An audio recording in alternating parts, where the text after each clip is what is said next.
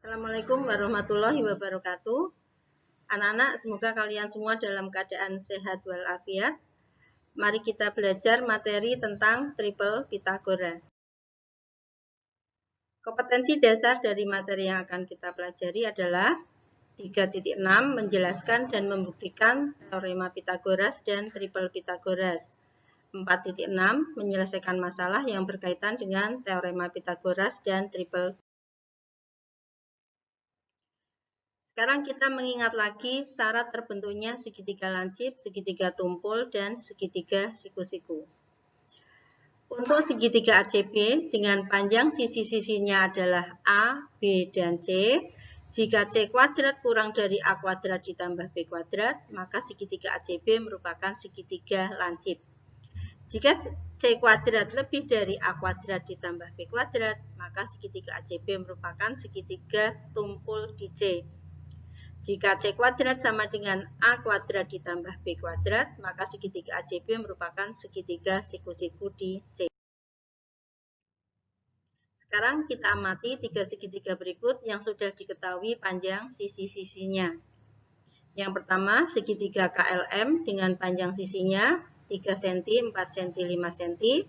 Yang kedua, segitiga ABC dengan panjang sisinya 6 cm, 8 cm, dan 9 cm.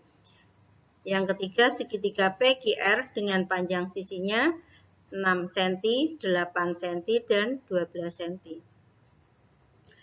Pada segitiga KLM, ternyata 5 kuadrat sama dengan 3 kuadrat ditambah 4 kuadrat. 25 sama dengan 9 ditambah 16. Maka segitiga KLM adalah segitiga siku-siku. Pada segitiga ABC, ternyata 9 kuadrat kurang dari 6 kuadrat ditambah 8 kuadrat. 81 kurang dari 36 ditambah 64. 81 kurang dari 100. Maka segitiga ABC adalah segitiga lancip. Pada segitiga PQR, ternyata 12 kuadrat lebih dari 6 kuadrat ditambah 8 kuadrat. 144 lebih dari 36 ditambah 64, 144 lebih dari 100. Maka segitiga PQR adalah segitiga tumpul.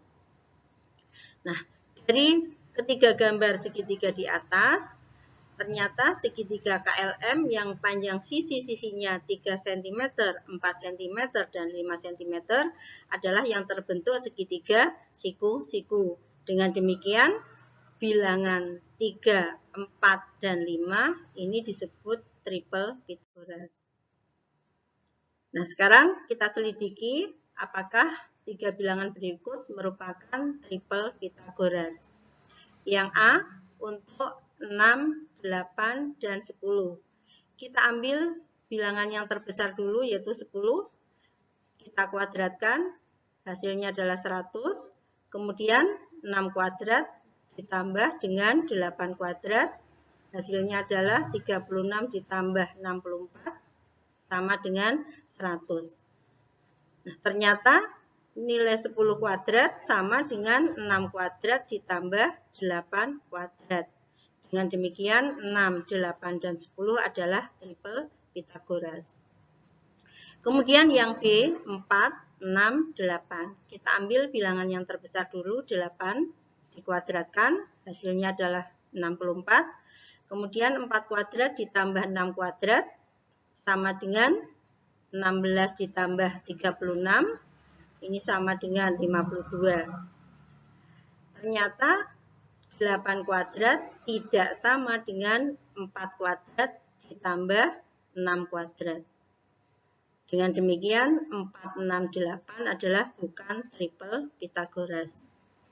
Sekarang yang C, 2, 3, dan akar 13. Kita ambil yang terbesar dulu, akar 13 dikuadratkan, hasilnya sama dengan 13.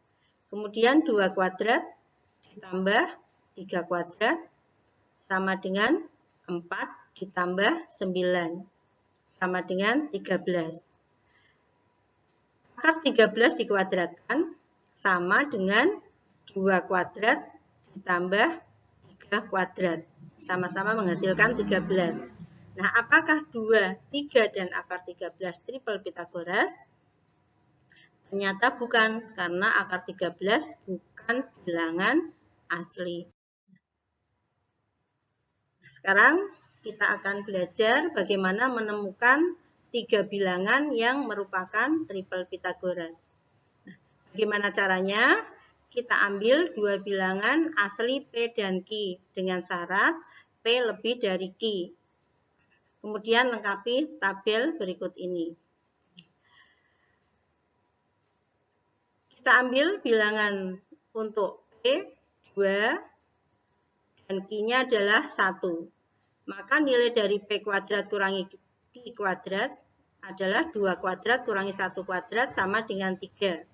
Untuk 2PQ, berarti 2 kali 2 kali 1 sama dengan 4. Untuk P kuadrat tambah Q kuadratnya adalah 2 kuadrat tambah 1 kuadrat sama dengan 5. Nah, dari sini diperoleh 3 kuadrat ditambah 4 kuadrat sama dengan 5 kuadrat. Triple Pitagorasnya adalah 3, 4, 5. Kita ambil contoh yang kedua. P-nya kita ambil 3, Q-nya kita ambil 1. Maka P kuadrat kurangi Q kuadrat berarti 3 kuadrat kurangi 1 kuadrat sama dengan 8. Untuk 2PQ-nya berarti 2 kali 3 kali 1 sama dengan 6. Untuk P kuadrat tambah Q kuadrat adalah 3 kuadrat tambah 1 kuadrat sama dengan 10. Nah, dari situ diperoleh hubungan 8 kuadrat ditambah 6 kuadrat sama dengan 10 kuadrat. Nah, maka triple Pitagorasnya adalah 6, 8, 10. Saya urutkan dari yang paling kecil yaitu 6, kemudian 8, kemudian 10. Kita ambil contoh yang ketiga, P-nya 3, Q-nya 2. Maka untuk P kuadrat kurangi Q kuadrat adalah 3 kuadrat kurangi 2 kuadrat sama dengan 5. Untuk 2PQ berarti 2 kali 3 kali 2 sama dengan 12. Untuk P kuadrat plus Q kuadrat adalah 3 kuadrat tambah 2 kuadrat sama dengan 13. Nah, diperoleh hubungan 5 kuadrat ditambah 12 kuadrat sama dengan 13 kuadrat. Nah, dengan demikian triple Pitagorasnya adalah 5, 12, dan 13. Nah, anak-anak, dari apa yang kita pelajari tadi, maka diperoleh suatu kesimpulan. Triple Pitagoras adalah 3 bilangan asli yang memenuhi persamaan pada teorema Pitagoras. Atau triple Pitagoras adalah 3 bilangan asli yang merupakan panjang sisi-sisi segitiga siku-siku.